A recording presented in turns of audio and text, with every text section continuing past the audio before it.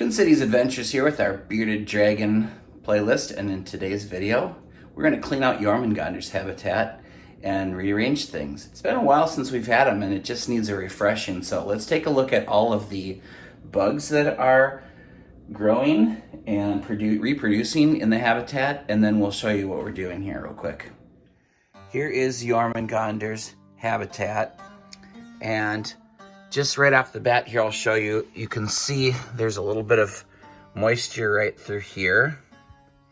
And there's a lot of trails where bugs are going through there. We did release a number of worms, dubia roaches, isopods, springtails, superworms. The superworms have turned into beetles, and they have, here's one of their little cocoon homes right there, where a worm turned into a cocoon and then it turned into a beetle, and then the beetle came out and is thriving, and then the beetles lay more eggs, and then we have a successful self-contained ecosystem going on in here now. I'll show you a quick overview from the top here. Here's Jormungandr right now chilling out on the rocks under his heat lamp here. The dubia roaches went in here, and I've only seen them come out at night a couple of times. So who knows if they're in there? They probably are. It's like a big cave system. Under all of these rocks here is where we'll see a lot of the isopods and other animals. As you can see, they clean up all of his poo. And we created a landfill deep down under here where we put all the old food from here into a hole that we dig out here. I'll dig that out in a moment. Oftentimes we find handfuls of superworms, and then we feed them to Jormungandr. He gets really excited when we dig the hole because he knows there's food.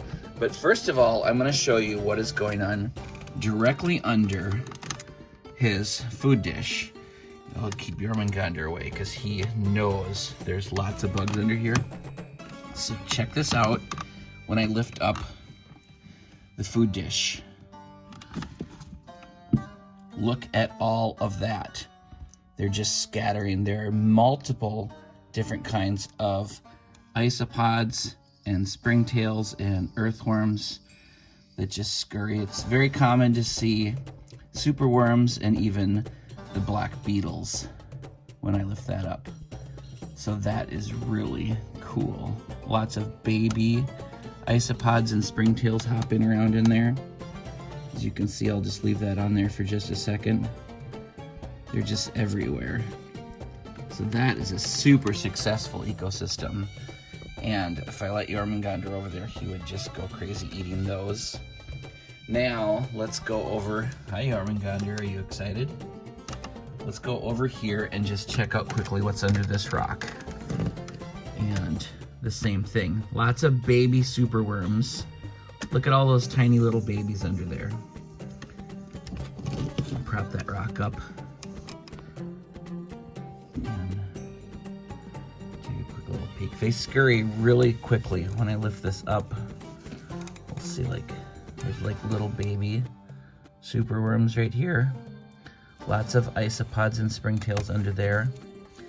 A lot of times I'll just spray some water under there, and then they like a little moisture sometimes, and then I will water the plants. There's a aloe vera there that he's eaten most of. He ate down most of his cactus. There's a new branch growing right here. It's under here. There's a beetle right there. Right side up. Look at that bug. Let's see if Jormungandr wants to eat that. Yep. So we peeled all the rocks out, and Samuel's giving those a clean off. Put the clean ones in there. I found another log outside, so I just cut that in half, and we'll see about using that. And here's another bucket full of dirty rocks over here. We may or may not use all of those, we'll see. Jormungandr just got a bath, so he's over here chilling out on his heating pad. And he likes to sit on the heating pad, and he'll either watch TV or look out the window over here. All right, now that I've got a lot of the rocks peeled off, all the bugs kind of scurried, here's something really interesting. So here's a superworm, and we let those go in here, and then they turn into cocoons, and they turn into these larvae here. Here's a larvae of a superworm before it turns into a beetle, but you'll see those like all around. There's a bunch of them. And then after a while, they turn into black beetles, like this one right here. There's another one right here. I mean, they're everywhere because they multiply like crazy in here. There's another one right there. And then these black beetles walk around and they lay eggs, and then the eggs turn into more superworms, which the superworms are everywhere of various sizes. Okay, here's another rock. We'll get that out of here. All right, so here's what I'm gonna do. Take a shovel, and I'm just gonna loosen everything up here. There's probably gonna be lots of creepy crawly animal holes going through everything, but this way we can just loosen everything up. And look at, there's like probably hundreds of superworms in here. I'd get Jormungandr over here and feed him, but he's chilling out right now. So I'm gonna loosen all of this up and just really give it a good fluff, and then we'll start rearranging everything after that. Check out the color of this one. It's probably a young beetle, and then he'll turn black, probably like that, I'm assuming. They're just creeping all over the place.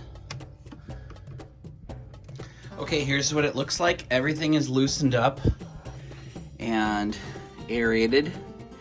And I just put that back in here. You can see there's just literally probably hundreds of isopods and springtails and superworm beetles and superworms in here. I mean, the ground is just moving. So this is a thriving environment. They're just everywhere. And they'll find their own little niche-y space soon enough after we get everything intact.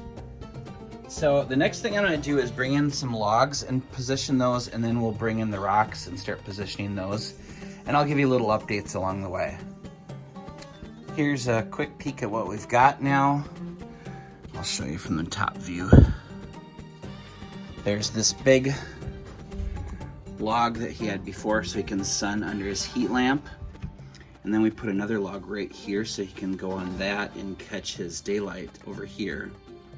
And then he can crawl under the logs, meander around. There's some dirt here so he can dig for bugs if he wants to. Otherwise, if he wants to chill on these rocks here, put some rocks around the back side, put the cactus back there. And aloe vera is right here. He ate most of that down. We moved the food dish over here.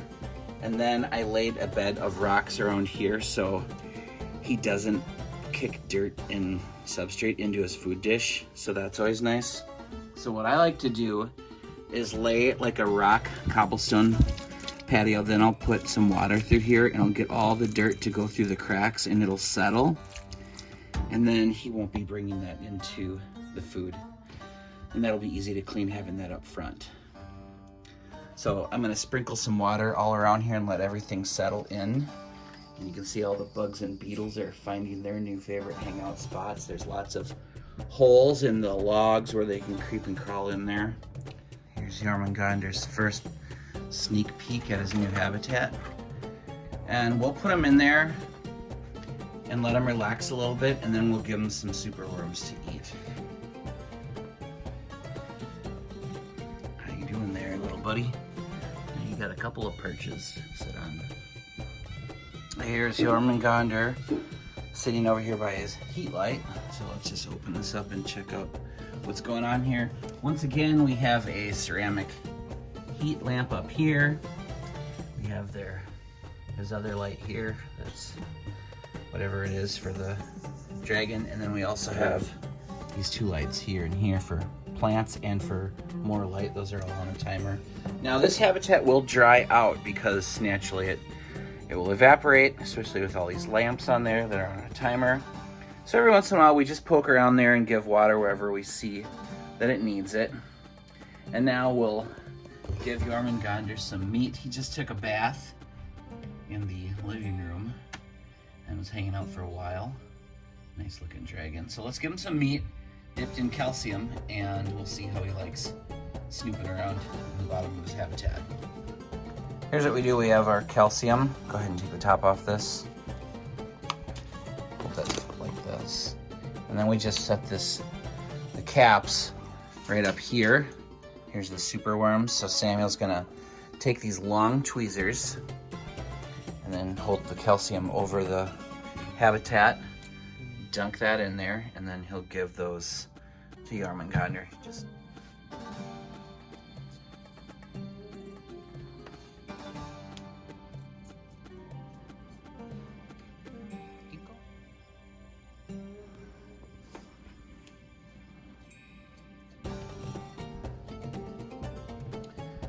and then we'll sprinkle a little bit of that substrate from the superworm container into the habitat, so all the bugs in our habitat can snack on that.